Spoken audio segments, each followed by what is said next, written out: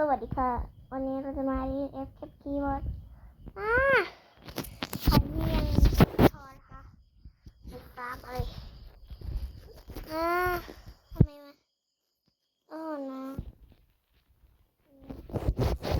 ไม่ออกกินนะดูสิละแล้วค่ะใครไม่ได้ตายอะไรเนี่ยทำไมต้องได้กับตายพี่เราไม่ค่อยถนัดแล้วทุกคนเรายังไปไม่ได้อยู่ทุกคนว่าเราไปได้เรียงเสียงเรานะไม่มีเสียงใครผิดปกติเลยนะคิดถึงเราบ้างหรือเปล่าเธอจะไม่ต้องคิดบ้างจะมีสักวันมากหรือเปล่าจะได้ที่แค่เราอัปเดตคลิปนะคะโอเคนะเพราะว่าตอนนี้เรากำลังมันมีคูณ2แล้วมันคูณ2แล้วก็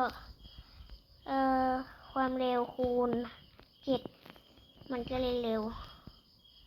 เราใส่ไอตัวเนี่ยไอตัวนี่ออร่านี่นะออร่าเราได้แค่เท่านี้แล้วก็ทางเดินก็ได้แค่1 คูณ 100คูณ100จริงเหรอพี่ไม่จริงค่ะไม่จริงเลยมันก็ต้องคูณเร็วขึ้นสิ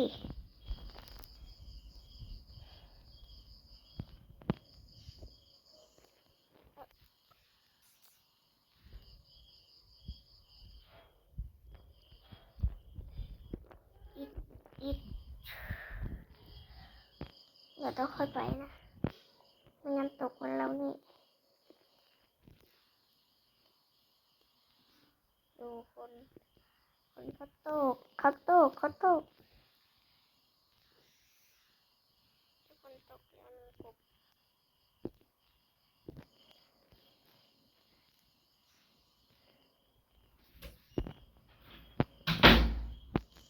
อะไรวะเสียงประตูแล้วใครเข้ามาเนี่ยเมื่อกี้คุณเขาจุดเลยเราเล่นตอน7 โมงนะแต่มันใกล้แล้ว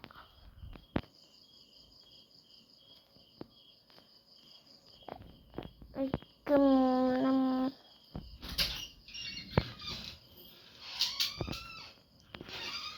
ดิ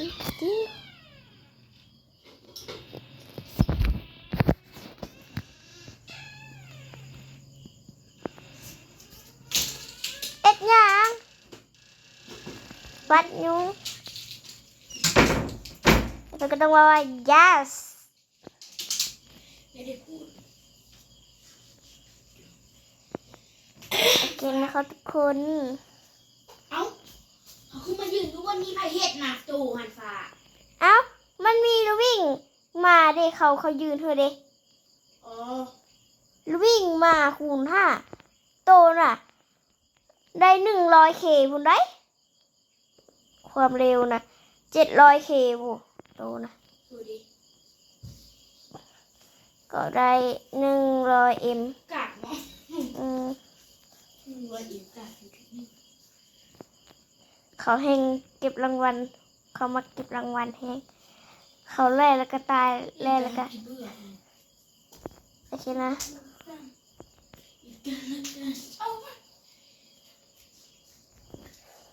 เขากำลังฟาร์มรางวัลเขารางวัลเขาได้หลายแล้วจริงเหรอเนาะจริงเหรอจริง30M อุ้ยฟาร์มอัปเกรดนะกากนะบ้าเขาไม่อยากอัปเกรดกากว่ะกากไปเสียบเกรดเนี่ย โคตรไก่ จำได้ว่าจริงๆแล้วกวนความหลังอีกป้าเป็นนางเด้อเตียงดังอาจจะดึงดึงอาจจะดึงดึงอาจจะดึงดึงดึงดึงดึงสิป้าเป็นความหลัง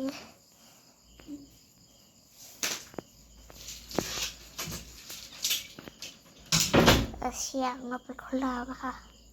อย่าสื่อสารเลยนะคะขออภัยที่ไม่ได้บอกนะคะ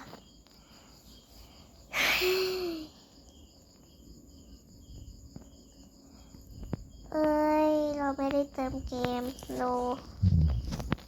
นี่เราไม่ได้เติมเกมใครก็ได้เติมลูวิ่งแดงให้เราหน่อยไม่มีแบบโอ้ชิดมาก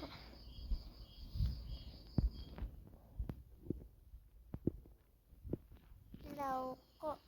วิ่งไปเรื่อยๆอย่างนี้แหละวิ่งแล้วก็เก็บวิ่งแล้วก็เก็บคุณดูเอาดูรางวัลเราเกิดก็จะถึง4Mแล้วนะ